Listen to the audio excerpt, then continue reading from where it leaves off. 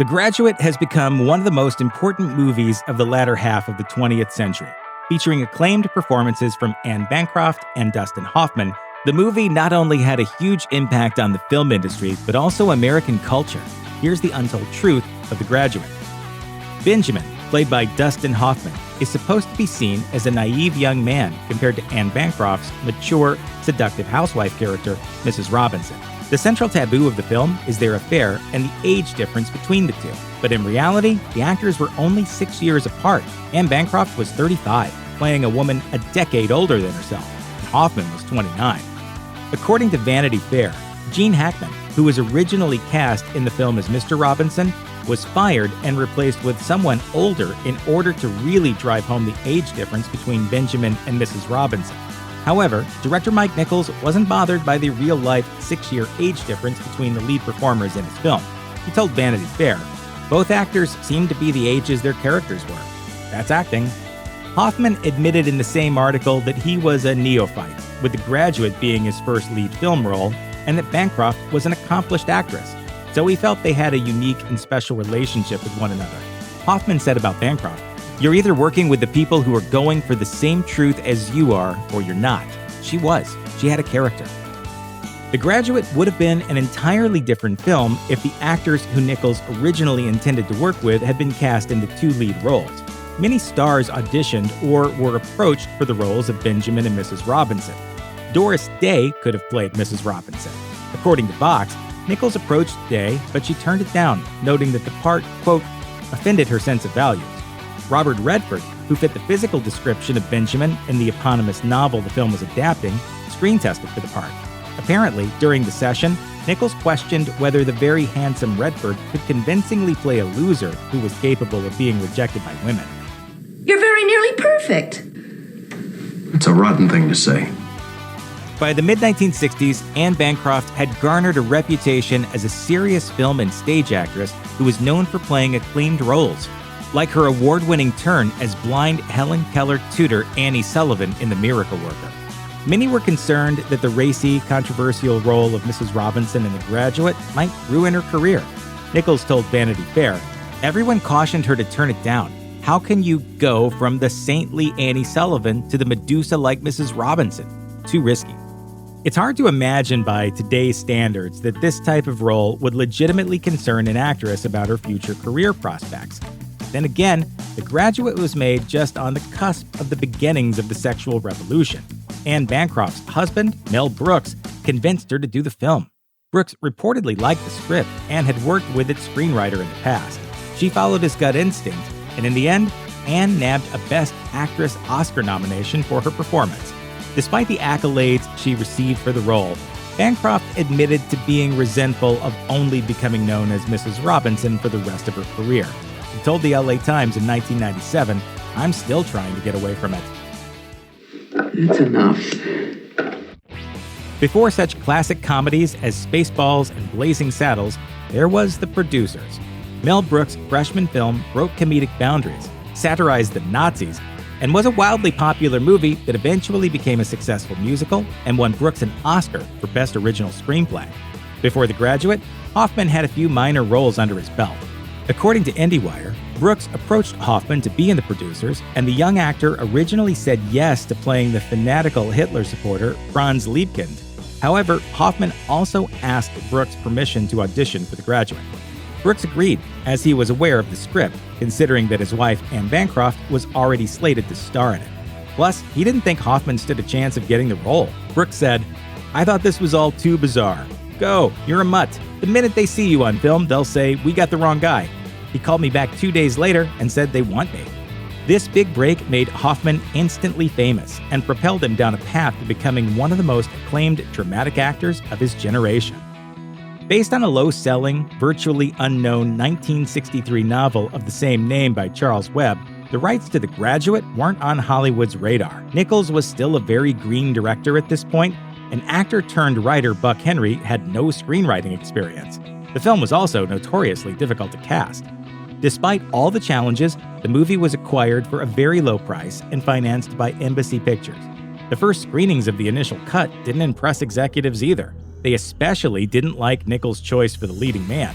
Much to everyone's surprise, however, the obscure, low-budget indie with an unknown star was a runaway hit. It even included one of the greatest quotes in movie history. Mrs. Robinson, you're trying to seduce me. Aren't you?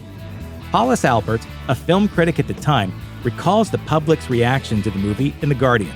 Lines extended around the corner all the way down the block, except that the people waiting for the next showing were not family groups, but mostly young people in their teens and early 20s.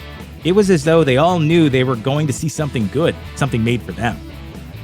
Dustin Hoffman was the physical opposite of the book's lead character, Benjamin Braddock, who looked more like Nichols' first choice, Robert Redford. The character is described in the book and screenplay as tall and handsome. Other hugely popular actors, such as Steve McQueen and Warren Beatty, were also being considered. Not only was Hoffman not the right physical type, but he nearly blew his audition and even told Nichols he didn't think he was right for the part. When Nichols decided to cast him, it would shift the culture in Hollywood. Screenwriter Buck Henry says in Vanity Fair, "A whole generation changed its idea of what guys should look like. I think Dustin's physical being brought a sort of social and visual change." The infamous, highly dramatic church scene of The Graduate was inspired by Harold Lloyd's 1924 classic silent comedy, Girl Shy. The film is about a shy tailor's apprentice with a stutter who rushes to save the girl he loves from getting married to a bigamist. Nichols was inspired by the film's climactic race-to-rescue sequence. While filming The Graduate's wedding scene inside a United Methodist church in California, many bizarre complications arose. Apparently, the heat was unbearable, and there were so many people crowded together on the set that Bancroft fainted at one point. According to the Inland Valley Daily Bulletin, Hoffman nearly passed out as well. But the strangest moment came when Hoffman's character is banging on the balcony glass to get Elaine's attention, who was about to get married below him. He and the cast and crew nearly got thrown out of the church by the pastor, Donald Woods. Hoffman says in an interview included in the 2015 DVD release, "In the middle of a take, I hear screaming, and it's the Reverend, and he's screaming, 'Stop, stop, everybody out, that's it, everybody out.'" Apparently, the glass window Hoffman had been banging on was precious and irreplaceable, which is why Hoffman taps on the window with his palms instead of banging with his fists in the final cut. Much like the 1960s shook up American socio-political culture, The Graduate was the very definition of a late 60s film. Controversial, at times taboo, breaking from convention, and grappling with themes such as youth disillusionment and questioning societal norms. Politico points out that if the film had come out prior to 1967, it might have been dismissed as, quote, cultural slander. The Graduate came out the same year as the rebellious romantic caper film Bonnie and Clyde, and the critically acclaimed Guess Who's Coming to Dinner. But Benjamin isn't exactly a counterculture hippie rebelling against society, as one might expect from a youth-centric film of this time. In fact, he's a bit of a square. But the events that unfold due to decisions he makes along the way conclude in a sort of symbolic character arc that pushes him to his breaking point. As the final scene implies, he makes a conscious decision to ignore society's rules and attempts to grasp at a life of free will. As film historian Mark Harris states in Smithsonian Magazine's 50-year anniversary review, before The Graduate was released, the studios believed, quote, everything should appeal to everyone. After dissecting what made the film so successful, executives came to the realization that almost half their paying audience was under 24. Why does The Graduate still resonate so strongly with movie audiences to this day?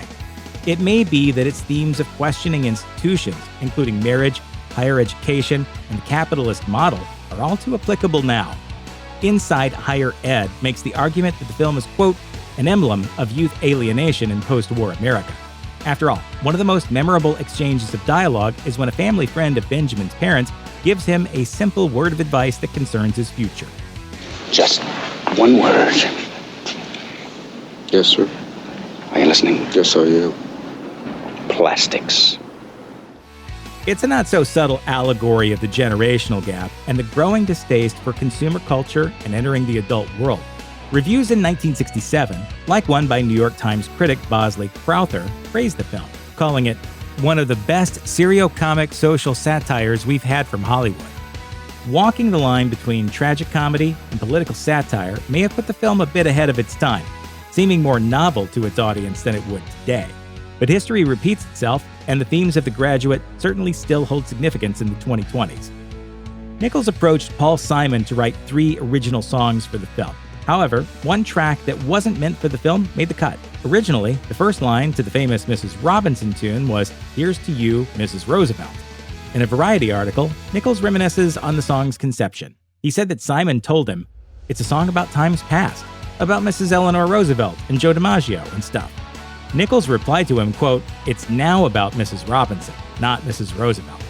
Though the song became famously tied to the film, only a small portion of the chorus of the song actually makes the cut of the movie, which leads to speculation that the song wasn't even completed until after the film came out. Mrs. Robinson became one of the most famous movie songs in film history and was also a #1 hit, along with the soundtrack album, which was released in 1968. Due to the film's popularity, the fairly obscure New York folk duo gained an entirely new audience. The track also appeared on Simon Garfunkel's next studio album, Bookends, and became one of their most successful and beloved songs. A walking tour entitled The Story of the Graduate Movie is given at UC Berkeley's campus, taking fans of the film through its many backdrops and locations around town. Stops on the tour include Ben's boarding house, an old Victorian building on campus, the famous Moe's Books, where Ben stalks Elaine, and the Café Mediterranean, where he keeps an eye on the bookstore across the street. Other locations on the tour include the Theta Delta Chi Fraternity House and Sproul Plaza. The tour is guided by former Berkeley Historical Society president Steve Finicom. He spoke to the Arizona Republic about the tours and why they're so popular, saying, "I think people are interested in seeing places from history, even fictional history. The 60s has a hold on the imagination. Berkeley did really capture the attention of the nation in that era." The same can be said of The Graduate, as the film continues to reverberate through popular culture and capture the attention of viewers today as much as it did in 1967.